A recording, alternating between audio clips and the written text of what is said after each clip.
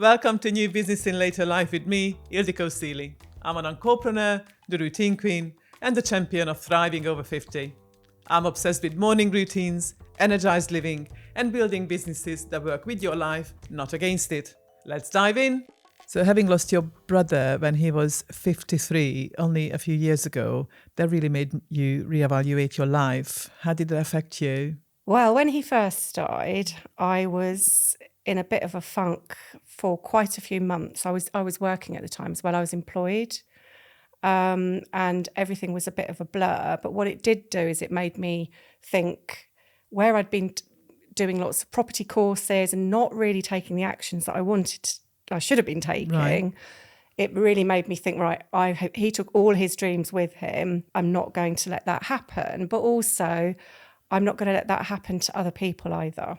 Right, you were very similar in age, weren't you? Yeah, so it was a big eye-opener for you. Yeah, it was so sad. But it made me reevaluate my life, but I didn't want him to have died in vain. So I made my mind up that number one, I was going to live the life that I want to live, but also I would be influencing other people to do the same as well. That is my mission. And since then, you have indeed been on a mission. So go on, tell me, what businesses have you set up since that life-changing experience? Yeah, so I have set up a business, my property business. That was already set up. I just had been doing lots and lots of courses, but not a lot more. So you've been doing the studying, just not the doing. Shelf development. That's a good phrase. I'm an expert. That's a very good shelf phrase. Development. But also, since then, because I've always wanted to coach and inspire people. So my mission is to inspire as many people as possible to lead fulfilled lives. That is my mission. So I found a mentor who could help me do that. And within a few months, I had set up my first training program, a mentoring program, and got my first couple of clients. So I've now got 2 businesses and I'm about to set up my 3rd business as well. Okay, so the first one was the property one. Yes. The second one is the coaching and mentoring. What's going to be your 3rd one? Building developments, property development. Okay. Yeah. So kind of developing the property business into something bigger. Building houses from scratch, yeah. Right, so new ones, new builds. Yeah. Okay. Because I've always wanted to do that as well. Right. So, my passion's always been about refurbishments, bring back old things into new life. Yeah. Although my husband is a builder and he sort of begs to differ. He says it's just so hard to put other people's mistakes right. But then again, to me, that's kind of part of the fun. Part of the doing, the fun, to refurbish places. Yeah. I think everybody's got different. I couldn't think of anything worse than to put somebody else's mistakes right. Everybody's got different motivators, I guess. I like the idea of I'll tell you what really, really appeals to me with property development. Yeah, go on. Is it's got to start and it's got to finish. Okay, that's a good point. And so for me, because I want a life where I can do what I want when I want, I want to be able to pick up a project and have a finish and then just not do anything if I don't want to do anything. Okay, that's a fair point. That, to me, is what's really important. It's just having that ability. Yeah, because then, of course, if you do the sort of classic, where people tend to start anyways, your vanilla buy-to-lets, then you still have tenancy management. Even when you outsource it, you still have to manage your properties. But with the new builds. Yeah. So where do you stand on building on land? So especially when there's so many properties out there, whether it's industrial units or residential properties that are just in neglect and all they need is a bit of TLC to bring them back to life and rentals. Where do you stand on building on land when we are desperately running out of land? Yeah, well, I mean, there are different ways that you can find properties where you can develop and build a new house. So, for example, my vision is probably going to be for my first one is that I would buy maybe a derelict property that's got some land to the side of it, do that property up and then use the land as a donor land, if you like, to fund the development on that same piece of land or demolish it and build again, depending on the state of the building. So that's how I see my first one being. I might be completely wrong, but that's kind of my vision. Well, you have to have a vision in order to know which way to go, don't you? You have to put something into your GPS, absolutely. But so it's a bit of a hybrid project that you're looking at first. Yeah. So in your property business, have you done refurbishments or have you done the classic buy, refurbish, let kind of strategy or what did you do? So my property business is actually a cash flow. So I don't own the properties. It's called Rent HMO. So what you do is you give a guaranteed rent. Generally speaking, you'll give a guaranteed rent to the owner of the building, the landlord, and then you rent the rooms out and you make a little bit of profit. So it's brilliant for cash flow. And that's what I chose to do. So when my brother died, I committed, I'd explored lots and lots of different property strategies. Yes. As I said, didn't really do very much, partly because of fear. Well, at the end of the day, you do need to be aware of all of these strategies to find out what fits with your vision, with your values, and where do you want to go in your life, or how much money you have to invest, indeed. Yeah. Your fitting one was renting HMOs, yeah, because it's like such shared a good, houses. It's fast, you don't need very much money, it's really good for cash flow. And when my brother died, I was working in a job that I was completely unfulfilled in. I worked my way up. I was an HR professional, so I was quite senior, but it was just so many hours, so much responsibility, so much pressure. And in the end, you just think, why am I doing this? I wasn't having fun. And obviously, you clearly had the drive to do something else because, as you said, you started all your property education well before. Yeah. But then you needed that major trigger to actually get you going. Yeah. And so a mentor of mine actually said, Jackie, you just need to commit to one. Just commit to one. Absolutely. I see so many people exploring for the rest of their lives, but never actually committing to anything and trying to do a bit of everything and then not getting anything done and getting more and more frustrated and then worse, giving up on their dreams.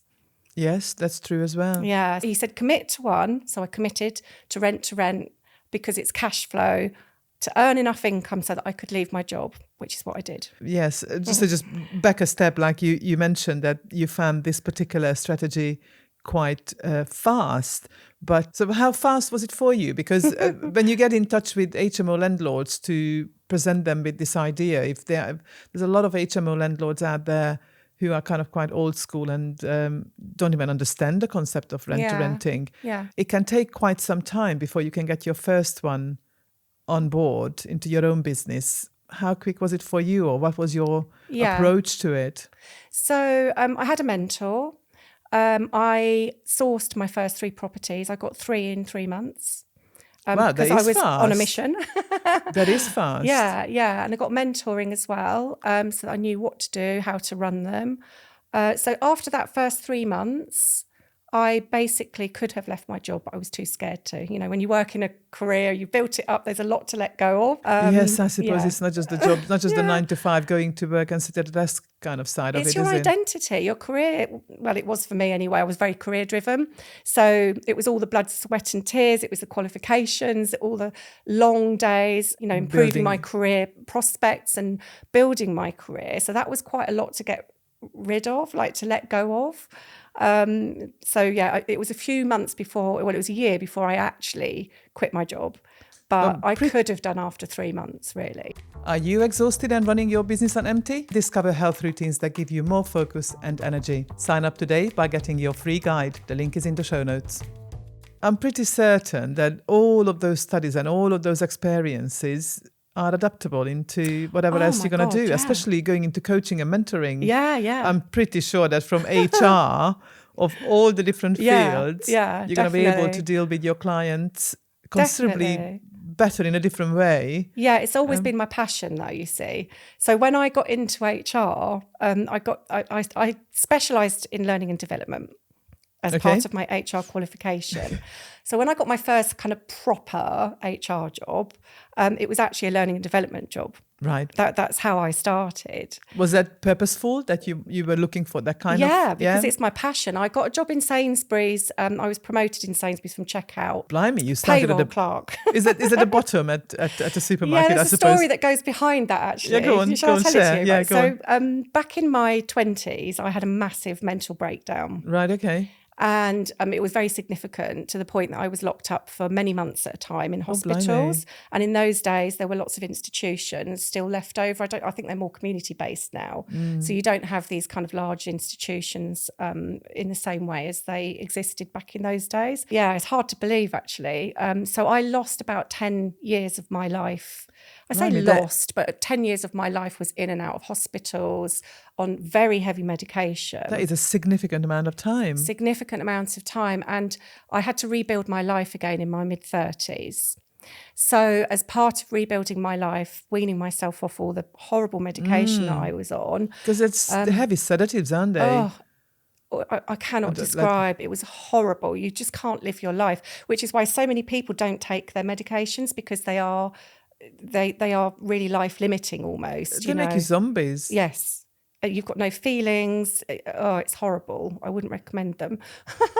But I'm not a medical expert, obviously. I've got to be careful what I say. But you're on the receiving end. The thing is, I know you sort of want to appreciate the medical profession and all that, but the doctors who prescribe these are not in the situation where they know exactly how you feel when you're taking them. No, so the side it's kind effects of like, are awful, and that's the trade-off. I decided to go to a homeopath, and I got treated for some, I think it was candida and parasites, I think. I was going to say, isn't that a fungal infection? Really, really, yeah. But everybody's got it to greater or lesser degrees.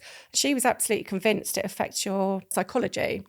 Yeah. So she put me on some stuff, and I weaned myself off the meds, and I started to work again. So I started to look for a job, and I got a job as a part-time checkout. I could handle that because I was actually told by medical professionals, not to try and work because it would be too stressful and it would trigger me again.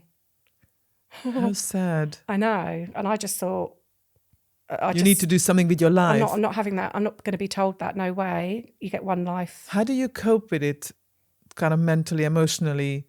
Okay, you're looking back at it from a couple of decades down the line now, but come on, here you are, running a couple of businesses, setting up a new one, looking back at that person telling you that don't even work because it's going to be bad for you. I'm always very careful not to get angry about situations like that because, number one, I don't think it helps. And also, they were obviously doing it with the belief that they were doing the right thing or advising the right thing for me, what they thought was the right thing at the time. That's very noble of you too. I'm just very grateful that I had a drive inside me that thought, no, I don't want to live my life like that on benefits for the rest of my life. No way. No way. There was just something inside me. So, and there's a hell of a lot inside you. Come on, you're full of life. So much to say. You are completely and utterly full of life and full of stuff to give, as you say. Yeah, it's brilliant. Yeah. So go on, tell us the little story of how you went from checkout girl to HR. Yeah, so I senior. Got a job in Sainsbury's as a checkout. Absolutely loved it because it was freedom to me. It was like independence. I was working again. And then I got a little bit bored and I went to the checkout supervisor and I said, hey, checkout supervisor. Her name was Sue, actually. She was lovely. So she put me on customer service. It was a little bit higher up, I did that, said, no, is there anything else you can give me? And then one day I came into work and remember I was only working part-time at the time. I didn't think that I could even work full-time up here. Right, because somebody told you so. Because, and I'd lost so much confidence. Obviously you do when you go through, something like that, And I came in one day, I'll never forget, it was really hot and I was late for work and I'd kind of been running all the way. I was really sweating. And she said, oh, you've got an interview upstairs. I was like, what? So she said, you've got an interview upstairs for a payroll clerk. And I said, oh, right, okay. And she said, it's full time. Is that okay? And my first thought was, no, I can't do full time.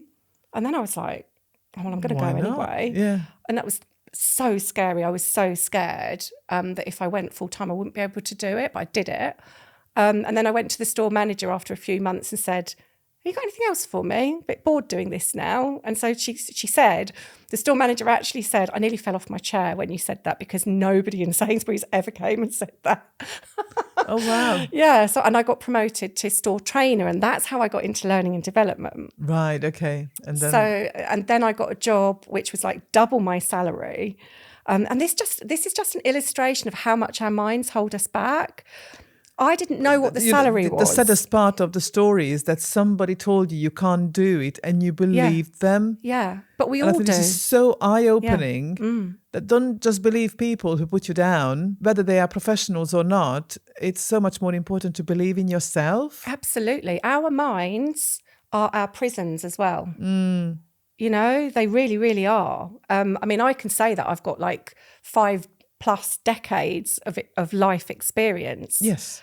you know, and if this touches at least one person, I'll be happy, you know, because honestly, we really imprison ourselves. It's all in our mind, and people do influence us, which is why it's so important to be around the right people that are lifting us up and helping us to believe in ourselves. Monkey brain telling us to survive rather than thrive, really. That's the sad part, isn't it? When I applied for this learning and development advisor, I think it was called, job in a charity. So I was in Sainsbury's doing my store trainer, and I really loved the idea of this job. It was working, it was a company that worked with people with learning disabilities, giving them independence.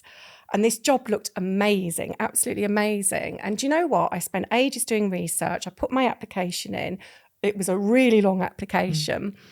And I realised I didn't know what the salary was. And I was on about 11,000 a year in Sainsbury's at the time, working full time. So I'd already made that step. Yes. And I got my friend to ring up to find out what the salary was, because at no point it had been, and I didn't want to, you know, them to recognise my voice or anything. So she phoned up and she said, oh, yeah, it's about 21,000. So for you, that was literally double. And straight away, I was like, I can't do it then. And she said to me, and how many women especially do that? Did you associate the level of income with the level of responsibility? Yeah, and that kind of put I just the scare thought, in you? therefore I can't do it. And yet, when I'd been doing the application, I was like, I so can do this. Yes. I so can. And yet the salary was like, oh, maybe I can't. Isn't that quite interesting as well? But can I just make a point here? Because obviously we've got a broad variety of people listening to this. Although the title is New Business in Later Life, and I do talk to people who started a new business in the later stage of their life, but this particular message is so important for anyone, literally, in their situation as well. Yeah. Although I would like to appeal to people who want to come out of corporate and start their own business. But even when you are in corporate and still just want to climb the ladder because you want the sort of security of the job, is that mindset. Mindset doesn't just come into business and entrepreneurship. Mindset comes into every single day of your life. Yeah, absolutely. And believe in yourself. I mean, there are countries where they don't actually disclose the amount of salary, or for different, like I'm from Hungary and they don't, but for a different reason. But I suppose in that sense, you can complete an application form and put in your very best to see how you meet the job description and the person specifications and everything. In a way, it doesn't hold you back then, does it? Yes. If you don't know what it is, if you've got no idea. That's really strange, though, that why should the salary have such an effect on your belief in you? Why do you think there was? I think it happens to a lot of people. I've worked in HR, and I don't doubt that. But do you have any idea of why it was like that for you or other people you came across? Did anybody ever kind of? I just think we attach earnings with worth. I didn't think that I was worth as much, then that I couldn't command that salary. So if I didn't think that I could go for a 60,000 job, for example, then I wouldn't, because I didn't think that I had the right level of experience, the right knowledge, the right wherewithal, whatever it is. It's a limited self-belief, wherever we are in our life, whatever we do. So there could be all sorts of things underlying that, like self-esteem, as well as confidence. Well, confidence kind of comes with self-esteem, I suppose. But so I assume that by then you built your confidence. Well, I don't know, because did you then apply for the job despite finding out? I still applied for it and I got it. Excellent. Yeah, I got it. I beat other people hands down, even though other people had experience in the industry. Because of your my alternative. Passion, oh, okay. And because I'd done so much research and I showed that I was thinking in the right way and I had the right attitude. And you were very intuitive. Yeah. Brilliant. That's, again, very good example, isn't it? That you put your mind to it. When you put your mind to something, I'm a firm believer that you can actually get it.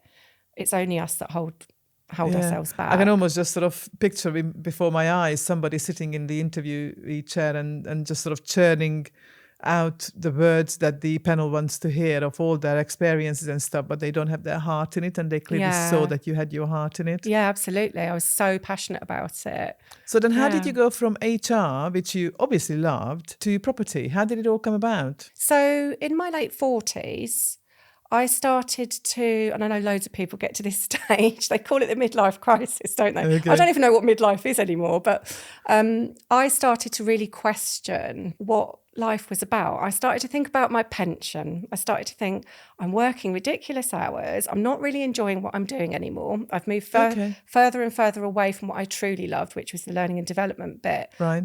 More and more politics, sitting in boardrooms, sitting with executives, coaching them, and just moved further and further away from what I really enjoyed. To go back to what you enjoyed, would it have been taking steps back? Yeah, and I'd gone so far that I think I probably would have been bored if I'd have gone back too much as well. It's very difficult to explain, but I started to think there must be more to life. Okay, and I looked at my... That's a good starting point, yeah. And I looked at my pension and I thought, well, there's not going to be any pension around potentially when I'm ready to retire. I'm going to have to work till God knows. But through Sainsbury's, would you have had a company pension?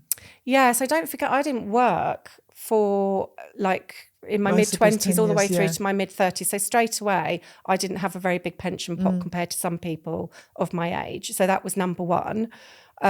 Plus what's happening economically, politically, pension ages. I just don't want to work for the rest of my life. I want to have some freedom.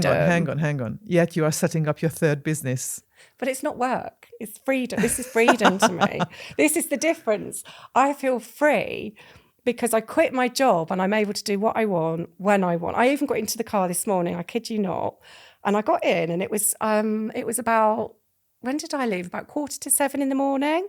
Well, you certainly nearly gave me a heart attack when you said you arrived 2 minutes after my previous guest arrived, and I thought that I double booked you. No. Thank you for that. You're welcome. So I left. I left at about 7 in the morning, just before 7 in the morning, and I remember getting into the car. That was this morning, and this is most days now that I think, wow, I really love my life the way it is because I can choose whether I leave early or whether I came straight here. I can choose. It's about having the choice. And for me, that step out of employment was freedom. That is my first step to freedom. Yeah. And I feel so liberated, but it was scary to make that decision. But I've never looked back. 2 years ago now that I last was employed. And honestly, it's scary as hell, but I've never looked back because this to me is freedom. I can sit in the garden, and I have been sitting in the garden. We've had amazing summer, just looking at my clothes blowing in the wind because I love looking at that for some reason. So looking at my clothes blowing in the wind, watching the birds in the little pool thing that we've got, which is literally a gorilla bucket with water in. It's amazing. Still, it entertains the birds. You've got to try it because it attracts the birds. Watching them flapping their wings and just I don't know, just the freedom. Would you be sitting out in the garden working on your laptop or just take a little break from your work and sit in the garden? Depends what mood I'm in. That to me is freedom. This is my first step, So that sounds absolutely brilliant. I would like to be at that stage. It's the most amazing feeling. Do you have much help in terms of having an assistant or a VA, a virtual assistant, to do your admin work? Not at the moment. I am getting to the stage where I do want to I've had some help with a tech VA because tech and me do not get on. Right. But at the moment, when you get to that point where you're not quite earning enough income, but you kind of know that you need to get somebody in to help you because it's going to progress very well. Well, from my point of view, it's very hard to manage my workload effectively when I've got so much on my plate. And yes, I do need to pay a VA to do a whole bunch of stuff, but I could probably pay someone full time. Well, I would need full-time amount of help in order to cope with everything. Yeah. Maybe because I sort of just jumped into a couple of things almost at the same time. But you make it sound like you've got all the time in the world to do all the work you need to do in the world and still have a good cash flowing business. So what's your magic? I think the Rent HMO is pretty passive if you set things up properly. Is it though? Because I'm under the impression that when you do Rent HMO, it's kind of like if you don't do it yourself, if you don't do the management yourself, then your profit gets eaten up by the managing agent. Yeah, but I self-manage though. So when I had 3 Rent HMOs, when I got my first 3, I was How many units there altogether? So I've got 5 now. I did have 6. I've got 5 now. Like if you count them in rooms? I've got 26, so 32 now. So that's 32 tenancies coming and going. Yeah. That's a lot of work. But it's not really. It's not. I was working when I had 3, so I would have had, say 18, 20 tenants at the time, I think. I was working a 60 plus hour week. So I was employed. Wow. And I was honestly doing less than 2 hours a week, not even 2 hours a week work on them.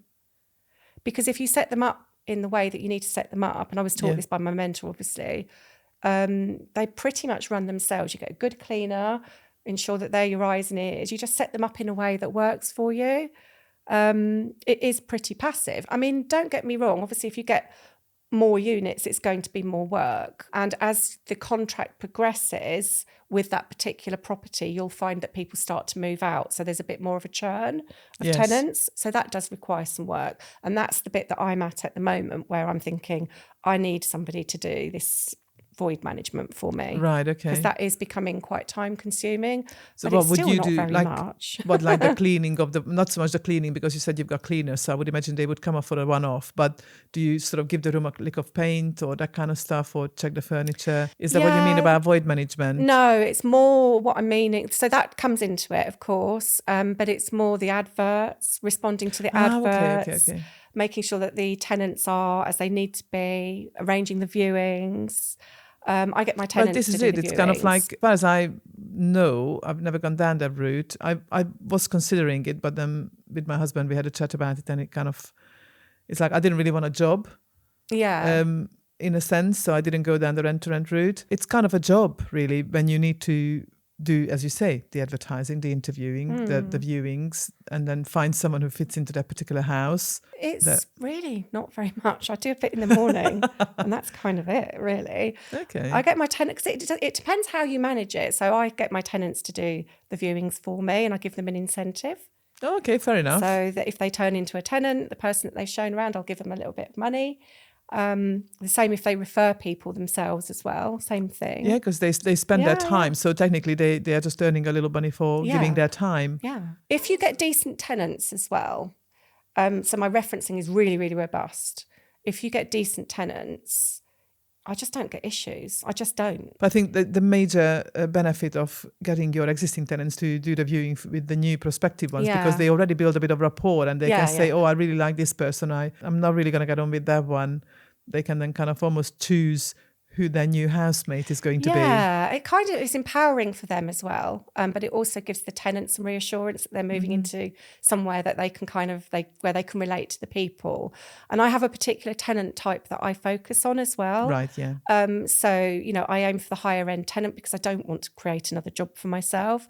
So, I suppose, as you say, you set up your infrastructure to ensure that my lifestyle isn't impacted and that the tenants get a really good experience. So I'm aiming for the higher end tenant, and the aim is that I'm not creating another job for myself. And when my cash flow gets to a point where I think, well, actually it probably is already, but I just need to make that plunge to get somebody to do some of this stuff for me, then I've got even more freedom to focus on other things. Do you have good HMO agencies in your location? When you say HMO agents, what do you mean? Like people that manage them, or people that... like in Plymouth, I know of 3 particular HMO agencies. Well, literally, if you have an HMO, you would pass it on to them. Oh, okay. And then they would do absolutely everything. Yeah. Probably it's literally only if you are the owner, then the certain repair bits would be still down to you. But otherwise, they would be doing all the referencing, the viewing, the management, the day-to-day and management. the entire rent collection management, absolutely everything. Yeah. So they are specific HMO agencies. Where they might have other arms, but depending on how long they've been going. But that is their specialism, and that's how they advertise themselves. I don't know of any particular HMO agents because I manage mine myself. So maybe that's something that you want to look out for then in your location, because then obviously you are very much in it.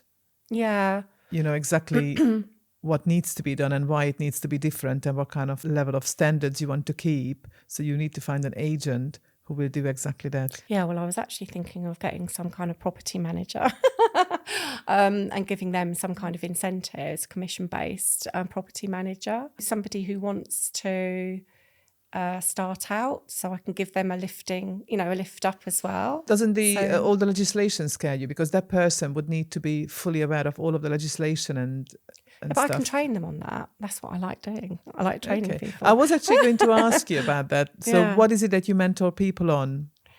How to get rent to rent HMOs and how to run them. Yeah, it's the same as what I do. Yeah, so that they can change their life. It's my step towards my vision, which is to help people lead fulfilled lives, and to become financially free. So this is just one little step. Eventually, I'd like to coach people more generally rather than just in rent to rent HMO. But wouldn't that be a different kind of approach? So you can do the rent to rent HMO mentoring, and then you can do the mindset coaching. Mindset stuff. I think is it's really probably important. Yeah. Because the rent to rent HMO is a very specific. You need to follow procedures. That's much more on the mentoring side of things, isn't it? Because you have to tell people exactly what to do in order to do it properly. Yeah, I mean, you have to tell them how to get the rent to rent HMO in the first place. So I've developed a freedom pathway, and the F stands for something, the R stands for something. Yeah. That's what I teach, because it gives people a clear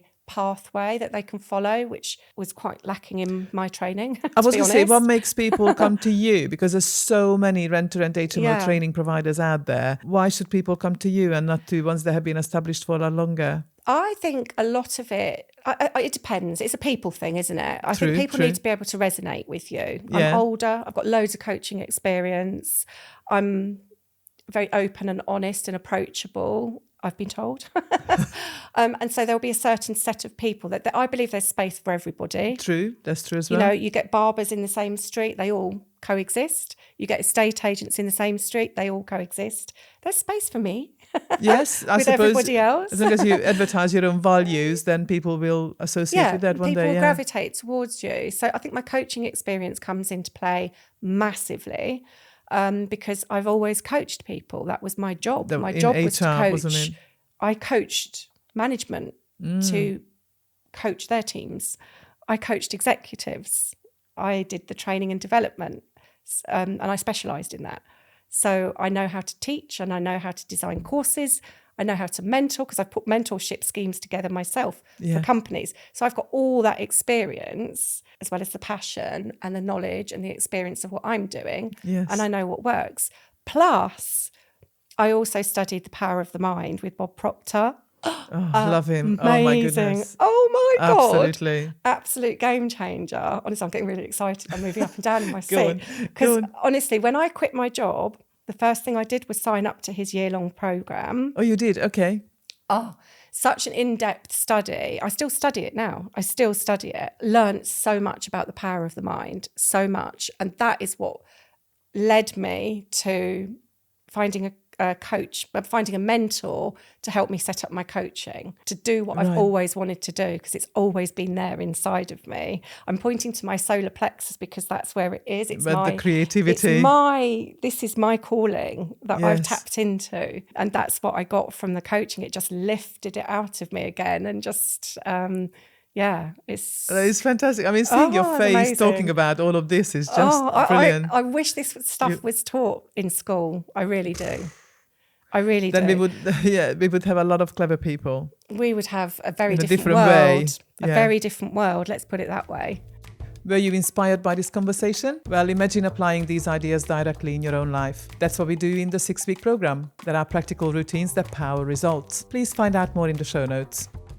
But fortunately, we do come to a stage in our lives, even if it's over our 50s, once we turn 50 or 60, even 70, we meet these teachings and we are able to turn our lives around. Yeah, we've got life experience behind us. I think if I'd have found the Bob Proctor programme 10 years prior, or even 5 years prior, I don't think I would have resonated with it in the same way. I don't think I'd have got anywhere near as much from it.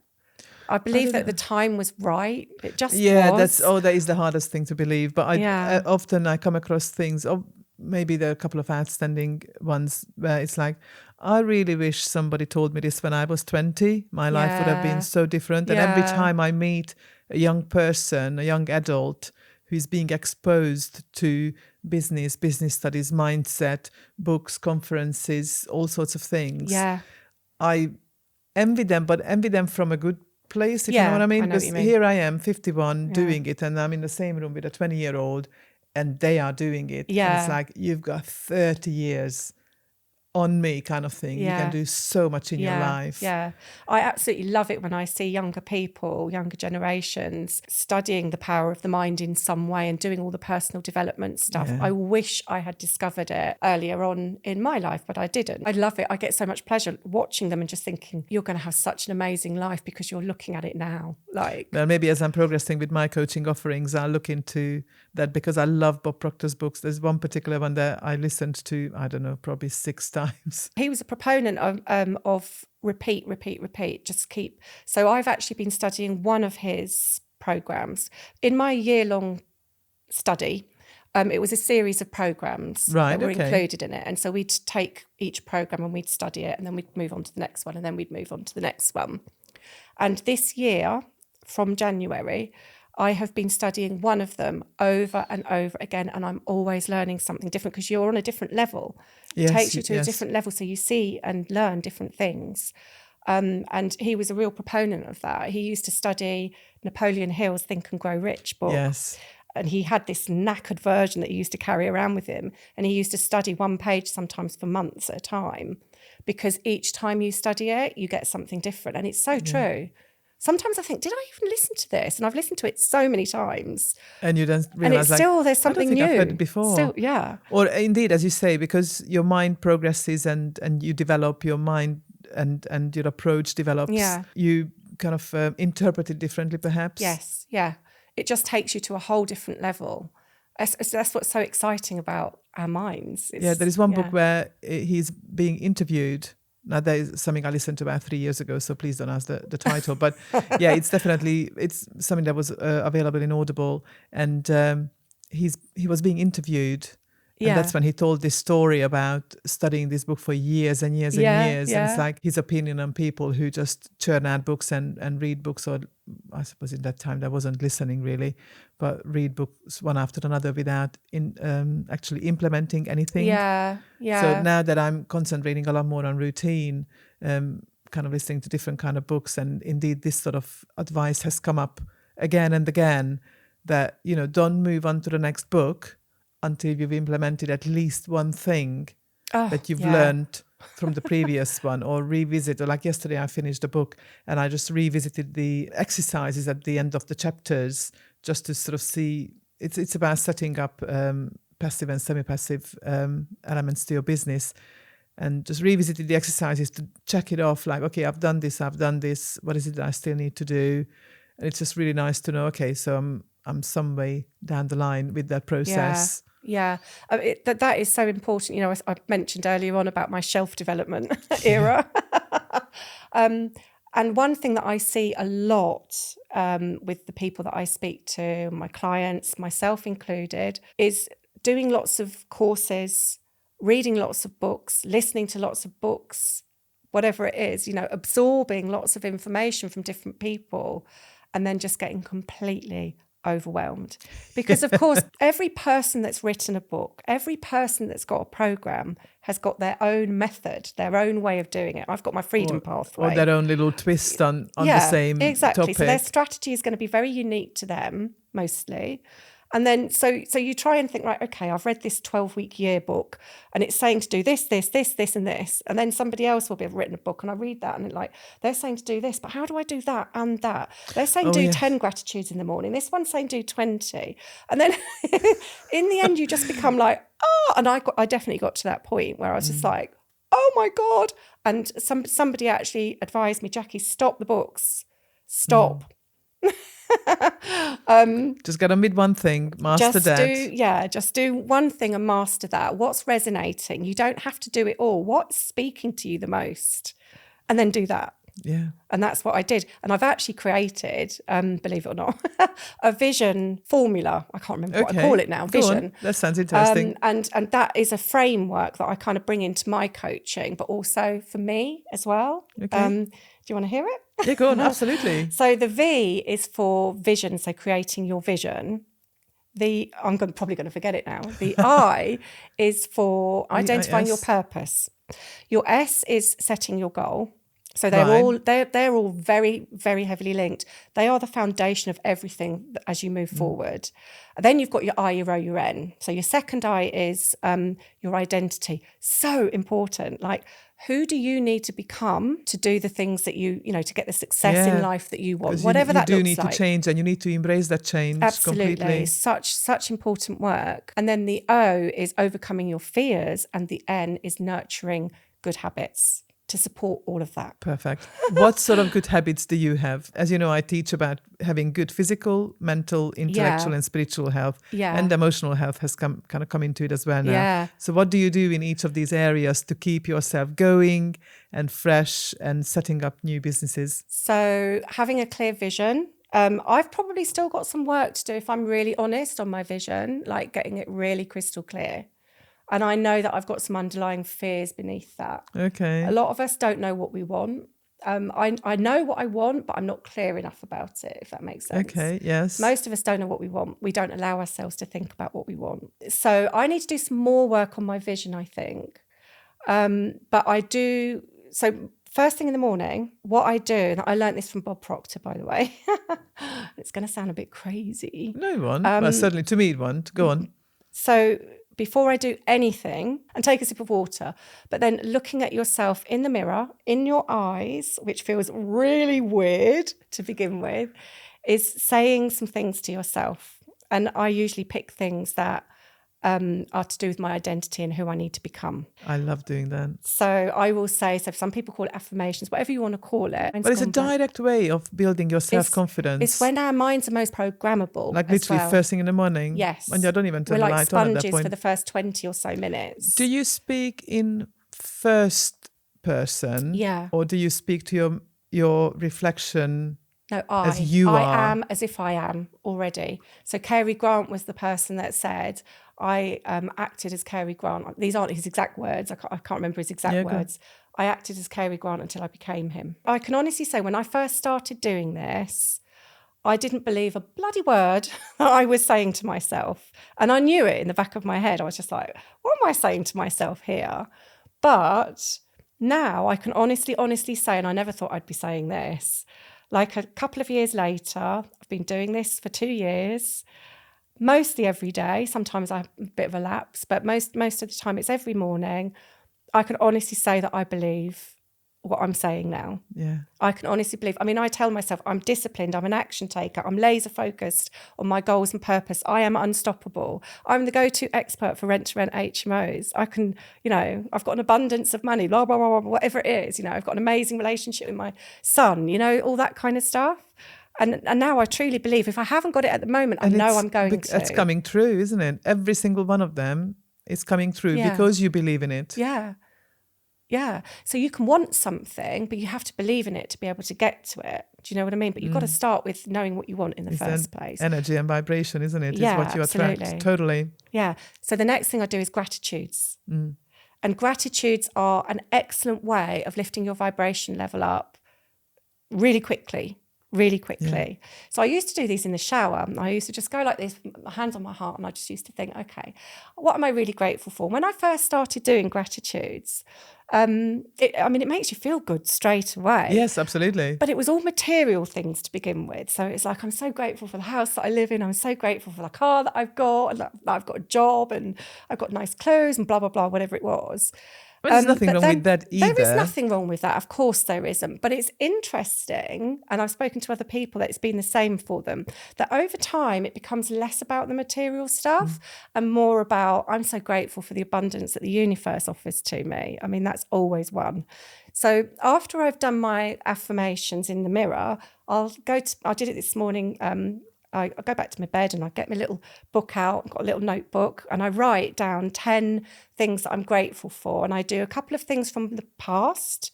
So I always say how happy and grateful I am for my childhood, for example, my amazing childhood, so that it can reframe what you think about your childhood. Sometimes, do you pick out specifics, or I think about specifics as I'm writing it. So I'm emotionally involved in what I'm writing. It's not just an autopilot exercise. Okay. So I do some things in the past, some things like more present, and some things in the future as if I've already got it. So I'm so happy and grateful now that I don't know, I've got a boat or whatever it's going to be. And I do 10 of those. So I write those out. Amazing. It's the most amazing. Gratitudes are so powerful. I'm People taking have no that all idea. on board. Yeah. So that's a couple of things that I do for mindset anyway. But it kind of comes through in health and stuff as well, you know, like moving every day. I mean, I'm not exactly the picture of health, but I've been working really hard. Walking is, I love walking. Magical. And being by the river, because I live near water, because I've always wanted to live near water and boats. I love boats. So we moved to a place that had boats and water 10 years ago. So I walk around there. I just absolutely love it. It doesn't matter what the weather is. I like going to the sea and being near the sea. I just love water. So moving, spending time with friends, so important for me, because for me, that's my energy. That's what lifts me up. Yeah, that's where your emotional health is kind of anchored, isn't it? In your relationships and boundaries with people, that you spend time with people who lift you rather than drain you. Yes, so important. Don't listen to the news. Don't listen to the news. I try and stay away from it as much as possible. It's all about what you're feeding and nurturing. So we have to nurture ourselves and feed ourselves physically with the right things. So I avoid wheat and grains. So wheat is a grain. I avoid grains. And I avoid seed oils because they're really, really bad for us. And I try and focus on natural foods as much as possible. Right. I'm actually doing carnivore at the moment, like a primal reset thing, and I feel amazing. I really do. Okay. Yeah. But that's part of me being healthy, amazing, healthy body and mind and stuff, which I say to myself every morning as well. So that's part of that. What was I going to say? But yeah, feeding our minds as well as our soul, you know, our souls as well as our body. So what we feed our bodies, most people can relate to. What people don't really relate to is how we feed our minds. So what is it that's going into our minds? If we're watching the news, if we're around negative people all the time, that is feeding our minds. And that is going to have an effect on what we attract to us, what we see. I could talk forever on this stuff. I love it. Well, obviously, so could I, because that's exactly what I teach. But yeah, I'm really pleased you're going through all of these things, because that's fabulous. So all, you know, exactly, you look after your physical health, mental health, spiritual health, emotional health, and I think intellectual health was the one that I missed out on. You do all of it, and here you are, building and running multiple successful businesses. It's crazy. And I'm still kind of stuck down on that you lost 10 years in your life. Yeah. And then people telling you at the back end of that you can't even take on a part-time job. And it's kind of like, Yeah, I showed them, right? How many, you certainly showed them, absolutely. But it's so frightening how many people could be in that position, and would they be listening to this episode to or any episode, any podcast or any program of a similar kind that gives them that message. Don't necessarily listen to people putting them down, but rather go with their instinct that they want to be something, they want to do something. And it could be, as you started off, just a 1 or 2 day part-time job in a shop. It doesn't matter, as long as they have a purpose to get up in the morning and go out and do something. And then it can grow into all sorts of success. Yeah. I mean, you've got to know what you want. I always say to people, like, we stop using one of our higher mental faculties, which is imagination. We stop using that quite early on in life, which is a real shame. And I often say to people, this is such a fun exercise to do. Go on. Just get Can a we bit do of it together? paper. Oh, I do actually have a pen. Go on. I just say to people, just get a bit of paper, go and find a bit, like a nice area that you enjoy being in, grab a cup of tea, coffee, whatever, glass of water, and just let your imagination run wild. What would your life look like if you didn't have any boundaries? Financial boundaries. If you didn't have any possible failure, there was no chance of failure, what would your life look like? Like, what would you be seeing? What would you be smelling? What would you be tasting? What would you be hearing? I mean, sometimes I don't know what to do or say or think. Just go through your senses. Yeah. That's all you need to do. Go through your 5 senses and it will sort of give you that trigger. Yeah. But tell you what, I mean, I would still happily live in a caravan as long as there was a sea view. Yeah. Yeah, I might consider that as well. I love being near the sea. There's something very grounding about it, I think. I can never, ever tire. I mean, I live in Plymouth. We see the sea pretty often, if not lovely. every day, although we do have a little bit of river views down onto the Tamar. But, you know, every Sunday we go for a walk. And often, even if we just go into town, we then, what I call the scenic route, literally just go down the seafront before we come home. I mean, it's a detour. Nice. But it's still just going around the seafront, and it's kind of like, let's take the scenic route because we can. I never ever tire of seeing the sea, and when we go away on holiday or anywhere, I still want to go and see the sea when it's nearby. Yeah, me too. I get really excited, you know, like kids do when we can see the sea. Yeah, Who's the first one to see the sea? I still get really excited. Yeah, I get really excited about it.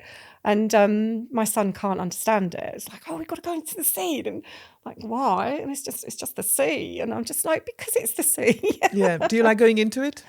Yeah, I try to. Yeah, if I can. How often do you go sea swimming? Not very often. Not that often. No. I'm not a regular. I did go when it was really cold a few weeks ago with my friend in Brighton, and I loved it. I absolutely loved it. But yeah, I don't get there as much. I'm about an hour away from the coast. We've got quite a few sea swimming clubs in Plymouth, obviously. Yeah, and in Brighton as well, same thing, yeah. Funny enough, my husband sort of figured out the cause of global warming.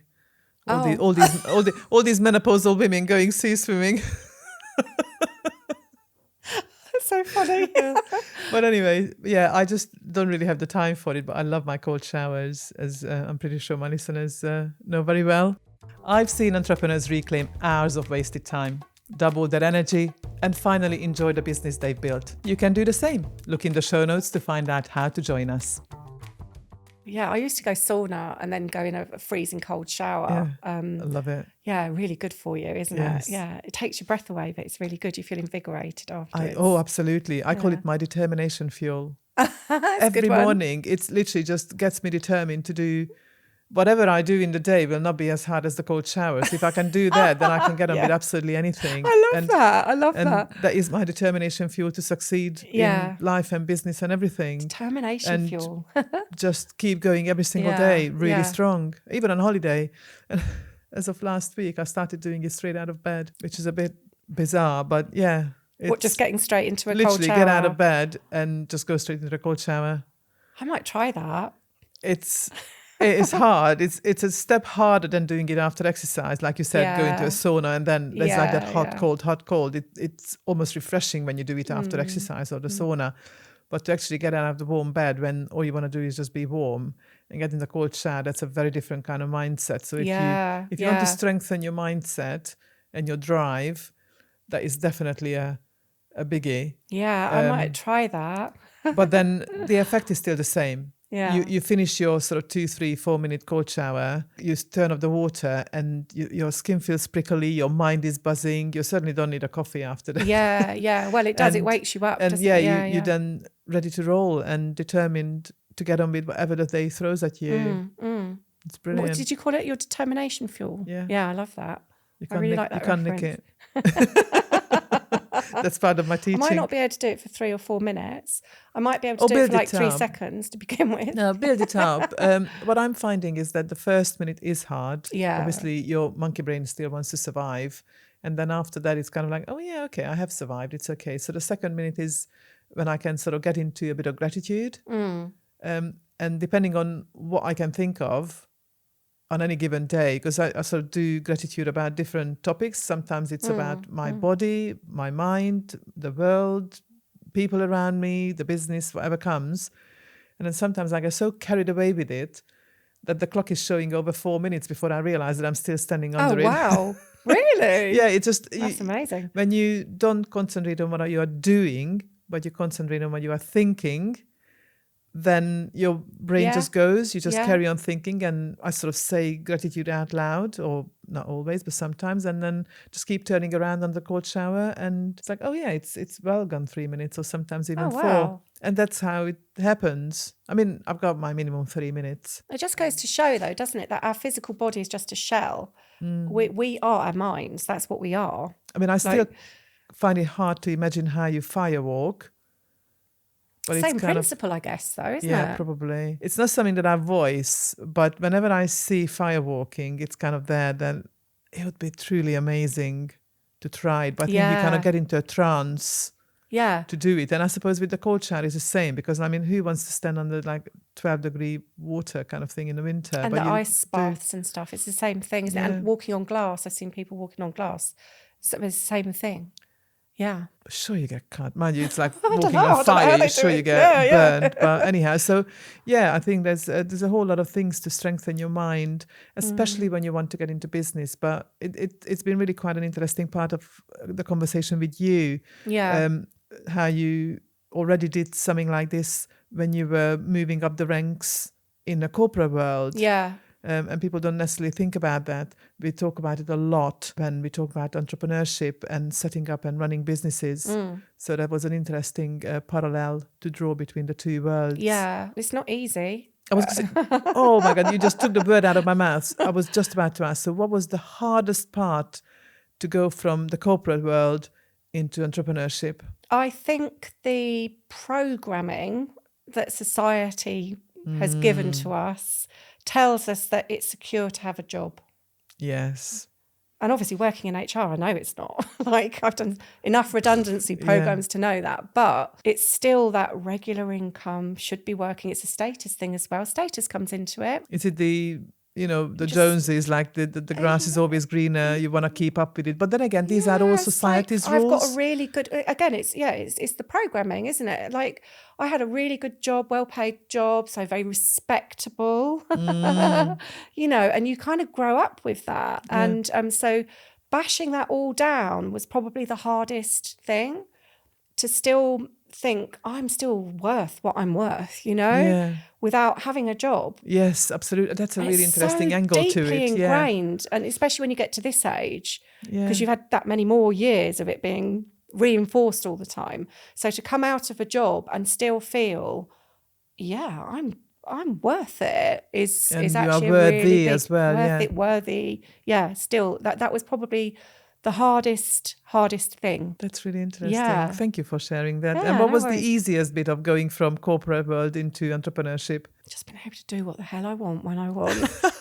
Knowing that. But that's the result of it. That's you've now got the time freedom as well to choose what you want to do. Because I suppose you're not fully time free, because you're still working and you're still building businesses, and you're just starting up the third one, really. Yeah.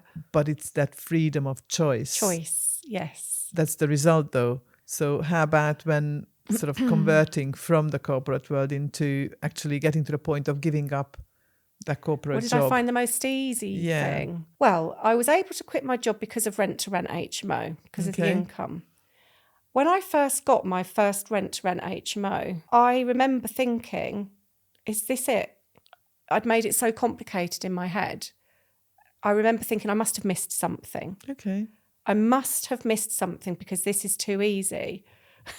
That is interesting, because you would think that getting the first one might take around 6 months, and by the sound of it, you already had 3 within 3 months. I mean, did they come? It's a very simple process.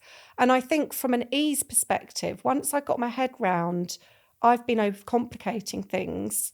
Things don't need to be so difficult. It's my brain that's been telling me everything's so difficult, and it's the same with everything. We all do it.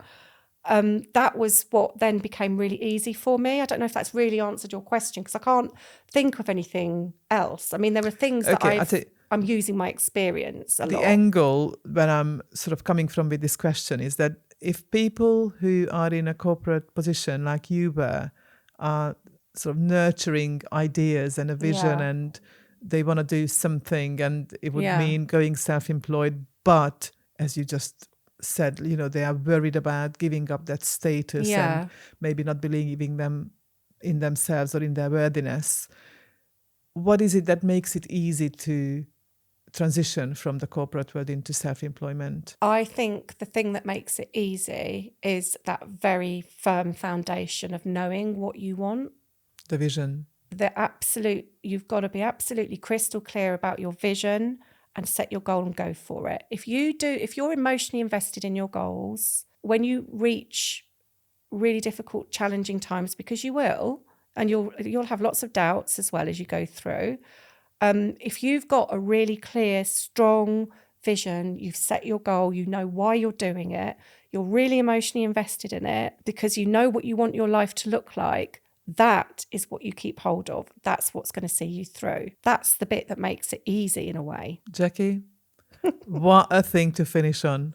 Thank you so much for your insights. Thank you for sharing your story with us. Oh, it's been great. I've loved speaking to you. Excellent. Thank you. Thank you for listening to New Business in Later Life with me, Ildikó Sealey, where we say no to slowing down and yes to starting up. Loved what you've heard? Please share it, screenshot it, and tag me on socials. Let's show the world what thriving in later life really looks like and share with a friend who is ready for their next chapter. Please subscribe so you are always in the loop. And if you were ready to stop running on empty and start running on purpose, well, come join us. All the links are waiting in the show notes, including my guests' contacts, the Uncopreneurs Club, and the few tools and services I personally use in my business to help you thrive in yours. Until next time, refuel, refocus, and reinvent.